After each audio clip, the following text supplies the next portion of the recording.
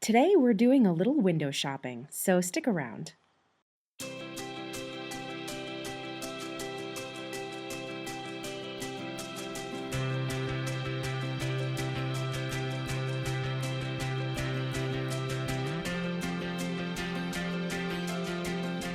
Hello colorists, welcome to PencilStash, a weekly show all about coloring.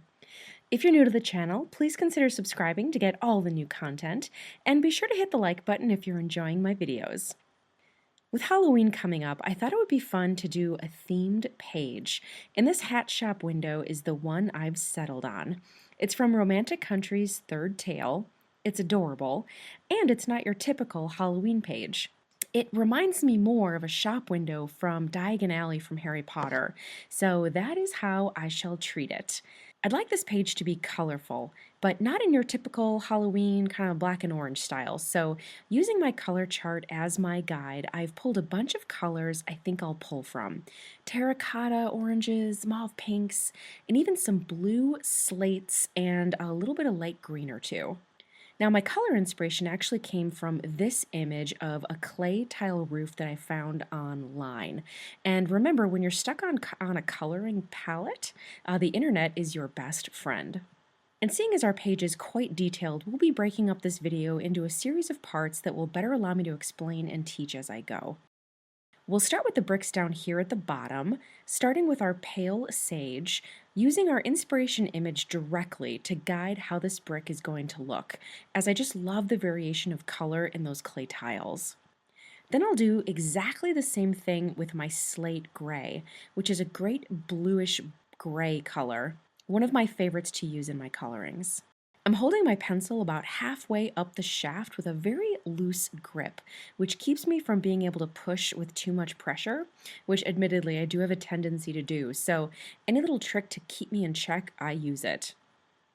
And I'm just placing this down very sporadically as our inspiration image kind of has it.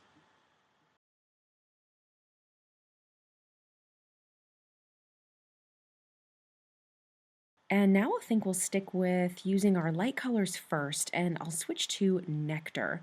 This one as well, just very sporadic. We'll be filling in with other colors around this one, so just use your judgment around placement. Just try to make it as random as possible. Switching now to cadmium orange hue, remembering to hold the pencil about halfway up the shaft and using that flat edge as your helper to use light pressure. And we're getting now into the majority of our orangey brick kind of color, so while you still don't want to go overboard with placing this down in kind of too many places, you can start to increase your usage. And these first few colors we're using, we're really not applying this with any real thought as to kind of shape or placement. I'm just using very quick strokes of my hand to keep it very kind of imprecise looking. And speaking for myself, this is done on purpose, as if I try to plan the location and kind of over plan these colors a little bit too much, it just ends up looking a little off. Now pumpkin orange, and we can start getting a little bit more precise now that we've laid down a good foundation. And I'll pull in just a bit tighter so that you can see what I'm doing here. Remember that when you're layering a color like pumpkin orange against the opposing color like blue, it's not going to blend seamlessly. So my advice to you is just to really overlap those colors and use super light pressure where they meet. This will allow you to feather the colors together and you'll get a much more cohesive look.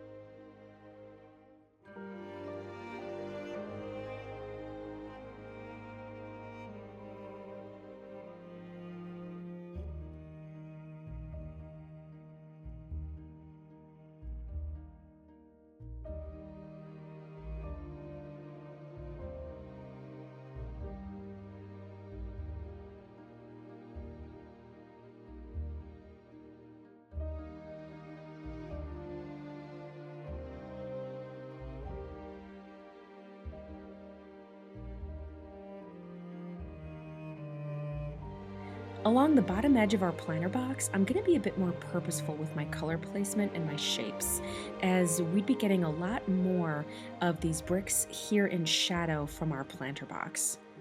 And this is just the first pass with that shadow. We'll be adding in a lot more as we go later with more color.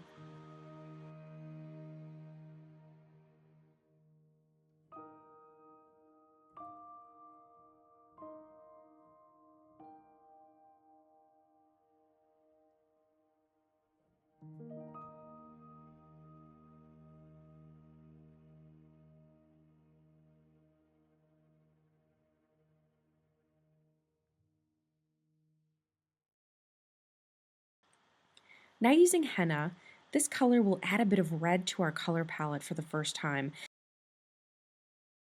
But it's not that bright red, it's a great kind of brownish burnt red that'll really complement our oranges. And this is another color that you'll see me using a lot. I'm using this in a lot of places where I didn't use those oranges, so I'm trying to kind of fill in those spaces that I may have left white as I go until they're all filled in and only the detail remains to be put in. So my coloring process here is kind of a process of white elimination.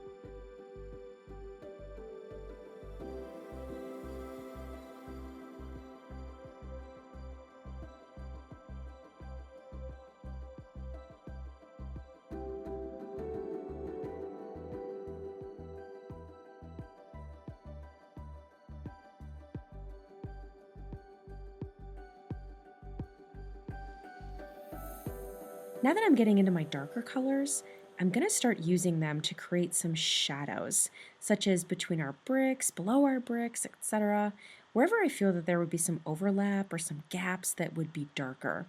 So you'll see me using the brick shapes, those lines that the artist has already given us, as my guide for that, often following those lines exactly. This is where you'll start to see our bricks really come to life, as adding that shading makes them look three-dimensional. And I always joke, but coloring is not for the impatient. In real time, just this little strip of brick took me about 45 minutes to color. So take your time here, really put in the steps, put in the work to bring it to life.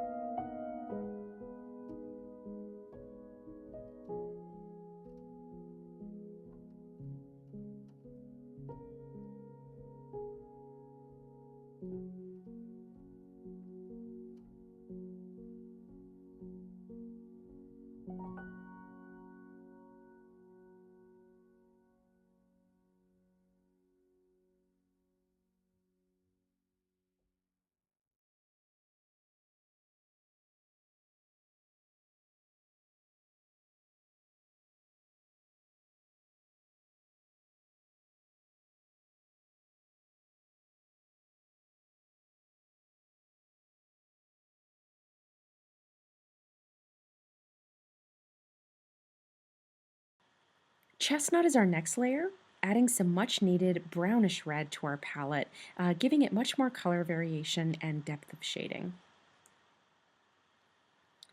And you might think that this is looking pretty rough right now, but we'll be blending it all together in a moment and you can watch it transform before your eyes.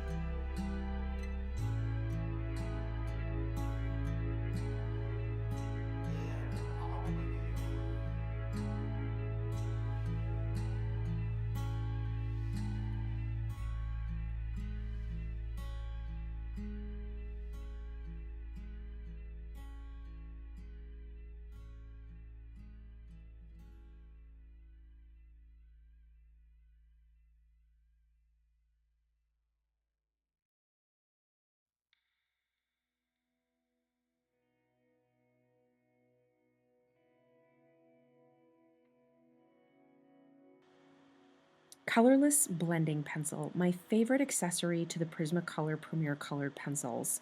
Use this pencil with medium to hard pressure to push all your colors around together to seamlessly connect them.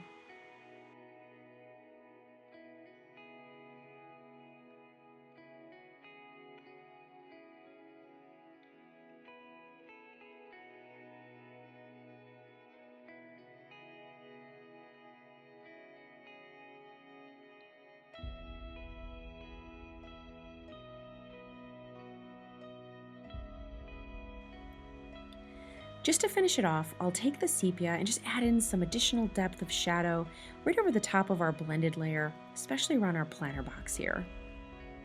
This is kind of my cleanup effort.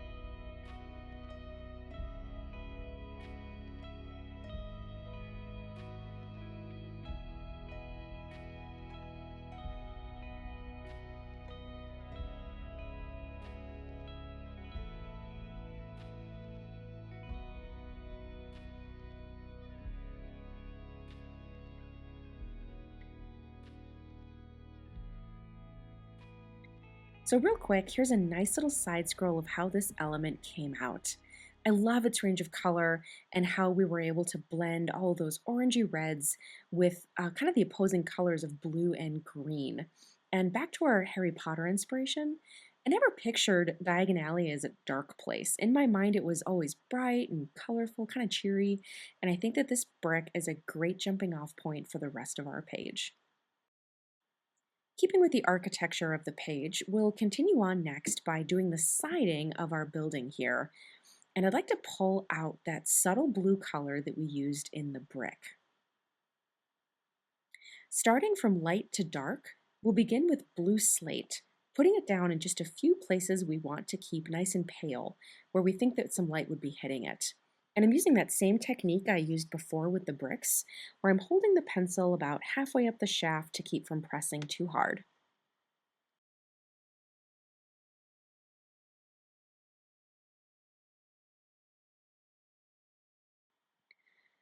Oh, I'm seeing this lantern up here in the corner now for the first time, which is super cool looking actually, but before I get too deep into my blues, I want to put some placeholder color down just to act as our path of light for now, and then we'll fix it up later.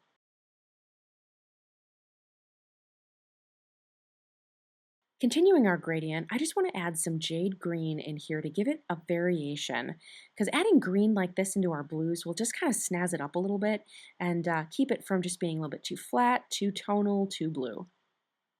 And I'm adding this just sporadically, just like the slate blue.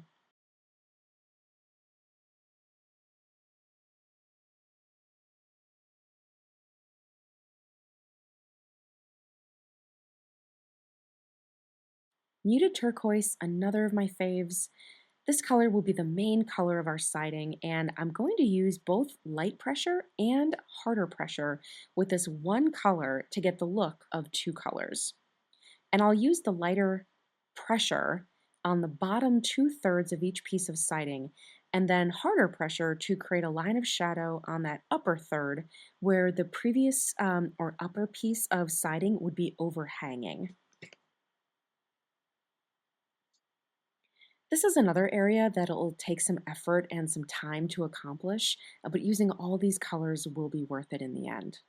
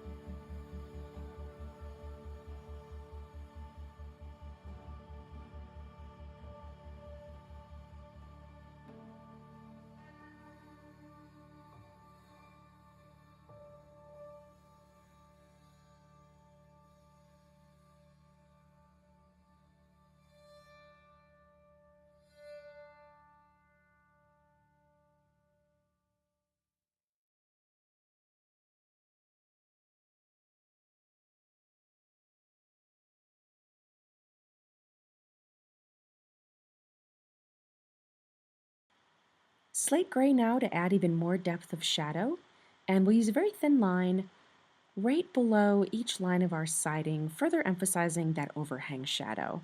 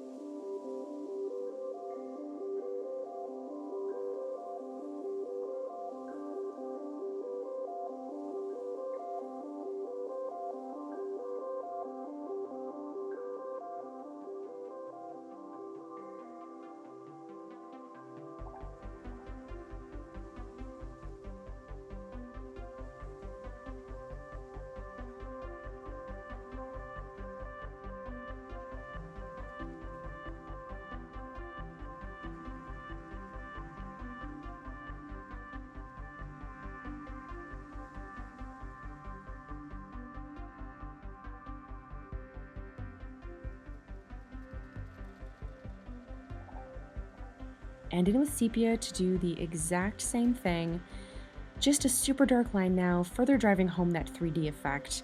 And we won't do that everywhere, just kind of where you think that it may need it. Or maybe where you think that the black artist lines maybe got a little bit cloudy from all of our blues.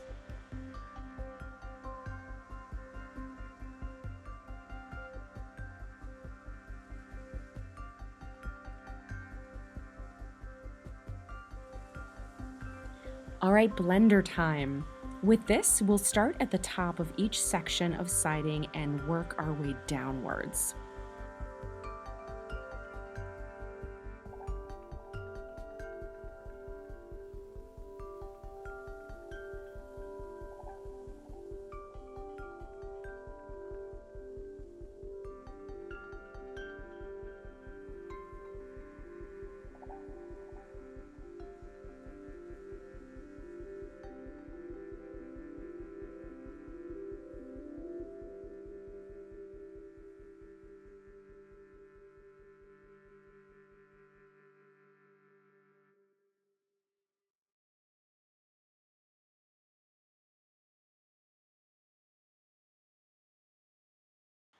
Here's how it came out. I really love all these blues together. They make me giddy. And if we weren't aware, blue and orange are actually opposites on the color wheel. So the blue of our siding and the orange of our brick really play nicely off of one another for that very reason. Onto the interior of our hat shop, I've already put down a simple foundational layer of peach beige, and I figured you didn't need to see me kind of take 20 minutes just to place that color down. So again, just a simple layer, nothing too fancy. So we are going to skip to the next part of this layer where we add in some depth with beige sienna. And what I'm doing now is just following all the outer edges and all the shapes of everything in our hat shop to create the illusion that each shape is casting a shadow on the back wall of our window display. I'm using light pressure and orbital strokes here to make sure it blends well with the other colors later. And just a quick note here on my color choice. Since this is the backdrop of our window display, I wanted it to be very neutral, as we want our hats to be the stars of the show. And my go-to neutral is either beige or gray for the most part. And ultimately, I chose beige because I thought that it would complement kind of the warmth of our blues and oranges a bit better than gray would have. And if we went with a color for our backdrop, depending on how we want to color our hats, it might have ended up kind of competing with those hats and stealing a bit of the show.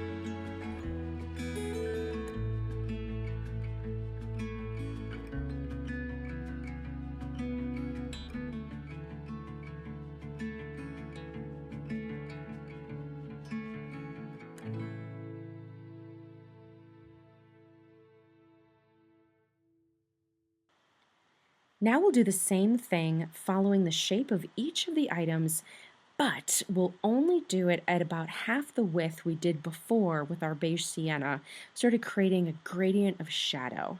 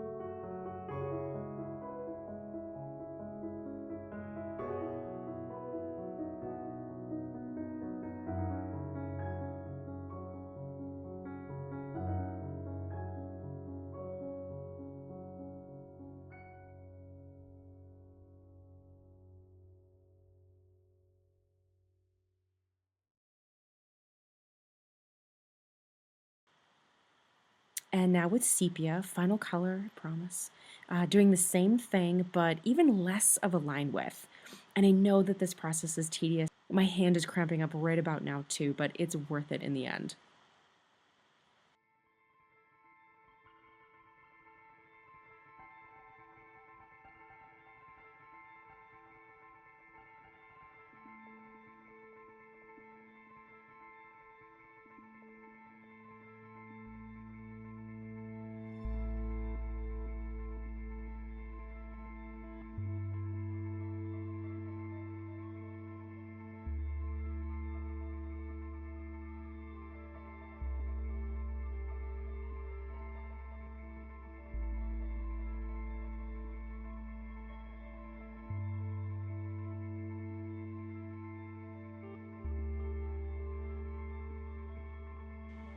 Okay, now to blend.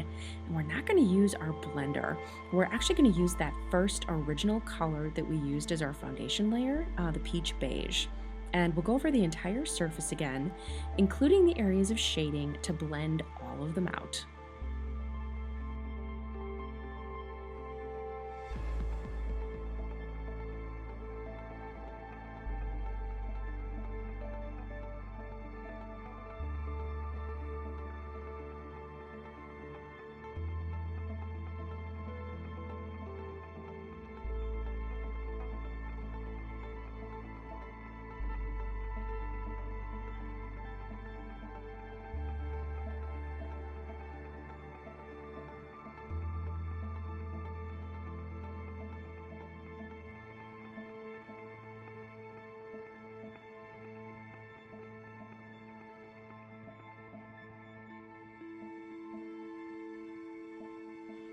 Now back just to clean up a bit, back to sandbar brown, just to add some additional shadow underneath our shelves here.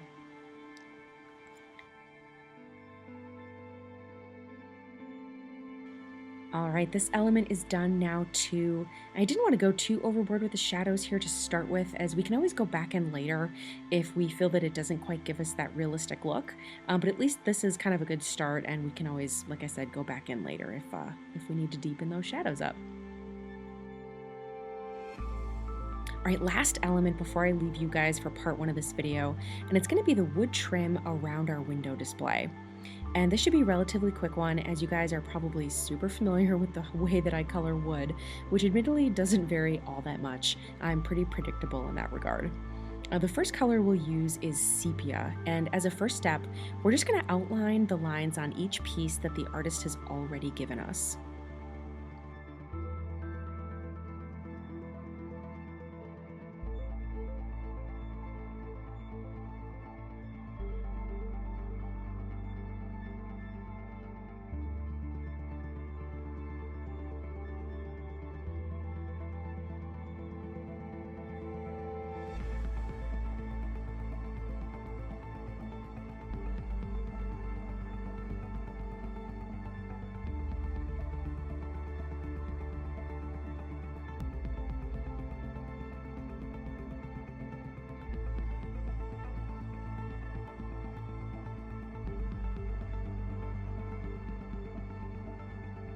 Now we'll just cover those areas with a foundational layer of light umber. Nothing special, just an overall layer.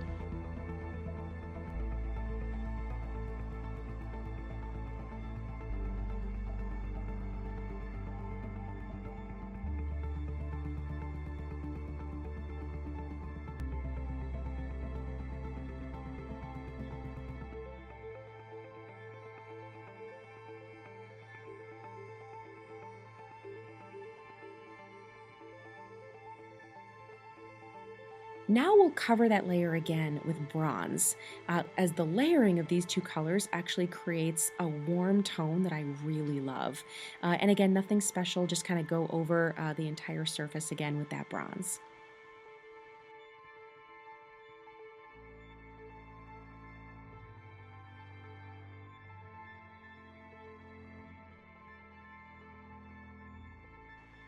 Back in with Sepia, which is the first color we outlined with, and now we're going to add in some depth itself into the wood area.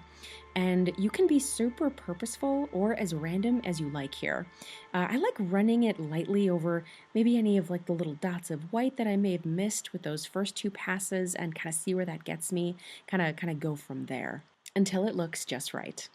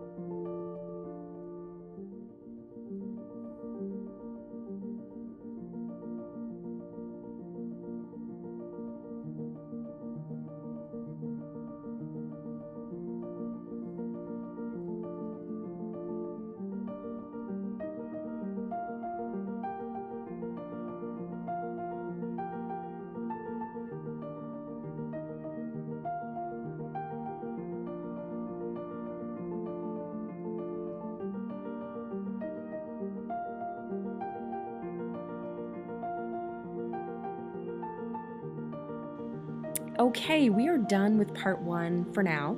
I'm going to rest my hand a little bit after that super long finger workout, and we are going to get to part two next week. I hope you enjoyed this video. I really like how our page is turning out so far, and if you do too, hit the thumbs up button as it helps new folks find my channel. And if you want to subscribe, hit that circle in the center of your screen with my face on it. And if you want to watch more of my coloring tutorials, you can either follow that video link on your screen or visit my channel to pick one of your own. Thanks for watching today, guys, and I will see you next time.